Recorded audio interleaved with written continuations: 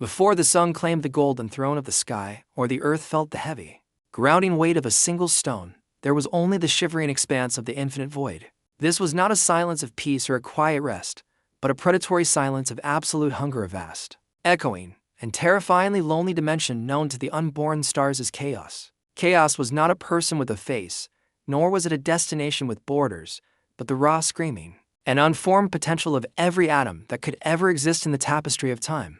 It was the great yawning mouth of a nascent universe, gasping with a hollow chest for a breath of air that had not yet been conceived by the mind of creation. Within this swirling, gray abyss, there were no directions to guide the spirit, no up to seek for salvation, no down to fall into ruin, only a persistent, vibrating nothing. Yet, in the very marrow of this ancient turbulence, a microscopic spark of consciousness began to flicker and dance like a lonely candle, fighting a hurricane in the dark. This was the first stirring of the primordial essence, the singular, holy moment when the space began to dream of shedding its emptiness and finally becoming a word. Chaos looked upon its own endless vastness and felt the heavy, suffocating ache of loneliness, for it possessed no mirror and no light to reflect its terrifying power. The darkness was so thick it possessed a physical texture, a velvet pressure that squeezed the soul of the cosmos until the silence began to scream with the need for form. From this unbearable pressure, the first of the great ones began to coalesce, rising like thick, fragrant smoke from a fire that had not yet been sparked into life. First came Nyx, the night, a goddess draped in heavy robes of shadows so deep they could swallow the thoughts of a god and the hopes of a mortal in a single fold. She was the personification of the stillness that follows the end of all things. Yet in this new world, she stood as the beautiful dark architect of the very beginning.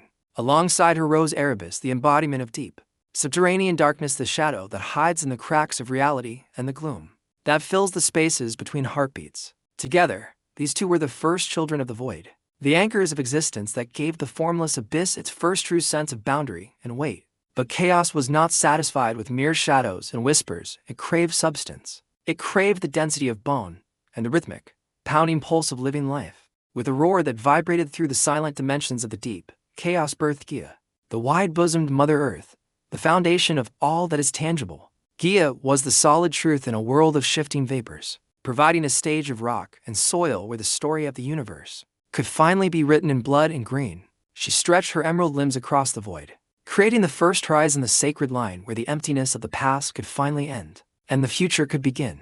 Below her feet, chaos carved out the sunless pit of Tartarus, a place of containment and heavy iron for the things that should never have been allowed to walk in the light.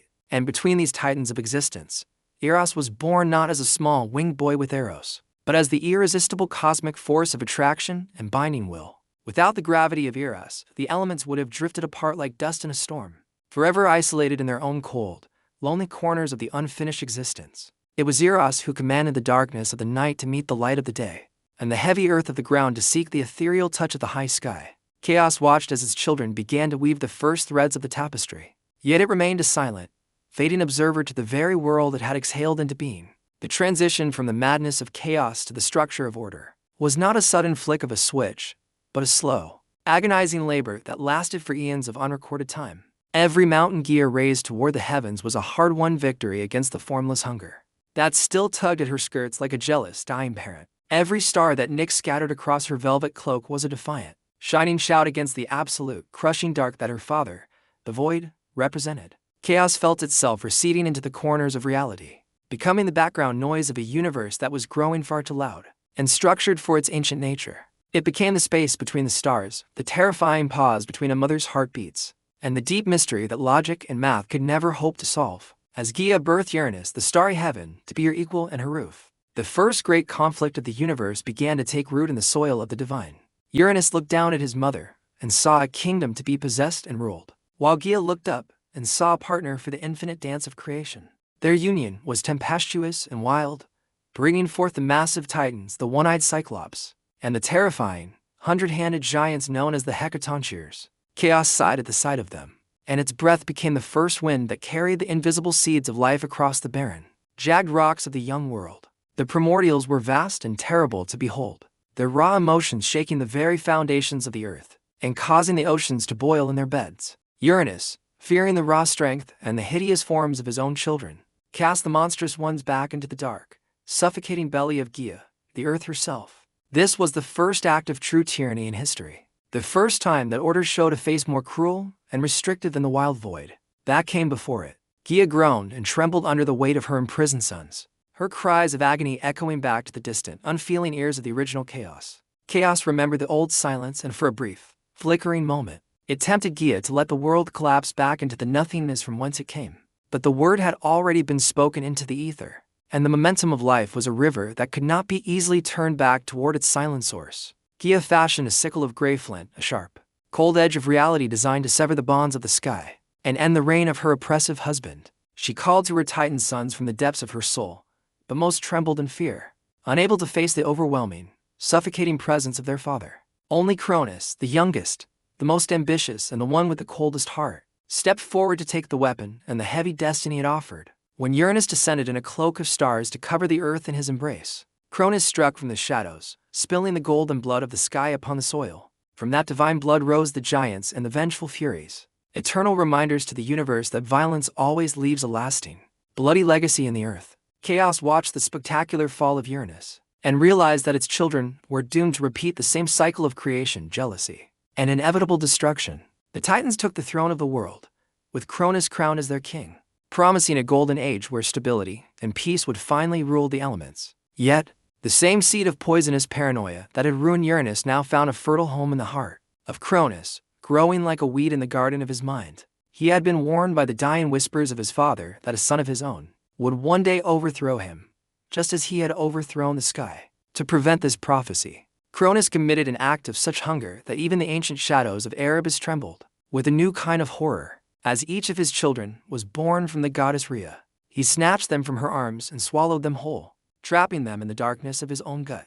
Hestia, Demeter, Hera, Hades, and Poseidon, the brightest lights of the future, were all lost to the insatiable, crushing greed of time himself. Chaos felt a strange, dark kinship with Cronus in those moments, for both were masters of devouring the very things they had labored to bring into existence. But Rhea was a daughter of the earth, and she possessed the ancient, hidden cleverness of the soil that knows how to hide a seed until it is ready. When her sixth child, Zeus, was born in the dead of night, she spirited him away to a secret cave on the rugged, hidden island of Crete. In his place, she gave Cronus a heavy stone wrapped in swaddling clothes, which the Titan king swallowed without a second thought or a moment of mercy. Zeus grew in the shadows, fed by the sweet milk of a divine goat and protected by the clashing bronze shields of the Curetes, who drowned out his cries. He was the thunder that the void had been waiting for, the final, loud punctuation mark on the long, rambling sentence of the first creation. When Zeus reached the full strength of his maturity, he returned to his father's golden court, disguised as a humble cupbearer serving the wine of the gods.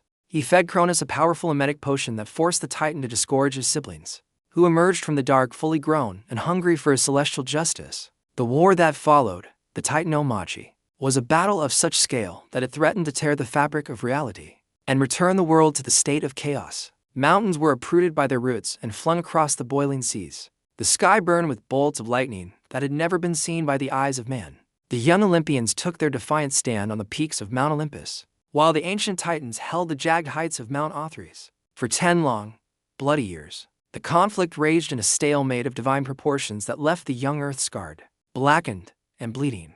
Finally, Zeus descended into the deepest, most forgotten depths of Tartarus to release the Cyclops and the 100-handed giants from their ancient chains. In gratitude, the Cyclops forged the master bolt for Zeus, the earth-shaking trident for Poseidon, and the invisible helm of darkness for Hades. With these legendary weapons of elemental power, the Olympians broke the strength of the Titans once and for all in a final, cataclysmic strike. Cronus was defeated and bound, cast into the very same sunless pit where he had once imprisoned his own brothers and sisters in his youth. Zeus became the undisputed king of the gods, the grand architect of a new law that sought to bring harmony and reason to the wild, screaming elements. He divided the realms of existence, the sky for his own throne, the vast sea for Poseidon, and the silent, echoing underworld for the dark lord Hades. Chaos looked upon this newly organized world, with its laws and its borders, and saw the intricate, fragile beauty of the Olympian reign. It saw Hera presiding over the sacred hearth of the family, and Athena weaving the complex threads of wisdom,